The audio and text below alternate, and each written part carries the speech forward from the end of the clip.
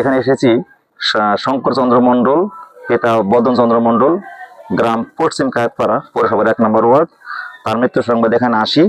আসার পর জানতে তার পরিবারের অভিযোগ, জনৈক শঙ্কর চন্দ্র মন্ডল তাকে জনৈক ওয়াজেদ হাজি তার রাইস মিলের চুরির ঘটনাকে কেন্দ্র করে তাকে ডেকে নিয়ে মারপিট করে, তার ফলে সে মৃত্যুবরণ করে। এবং আমরা জানতে পেরেছি যে ঘটনা ছিল গত 8/8/2026 তারিখ। তাকে মারপিটের করার পরের দিন তাকে স্থানীয় ধামরি উপজেলা হাসপাতালে নিয়ে যাওয়া হয়। হাসপাতাল কর্তৃপক্ষ তাকে উন্নত চিকিৎসার জন্য সুরাদি হাসপাতালে রেফার করে। মৃতের পরিবার তাকে সেখানে না নিয়ে বাড়িতে নিয়ে আসে এবং সে আজকে ভোর 5 ঘটিকায় মৃত্যুবরণ করে।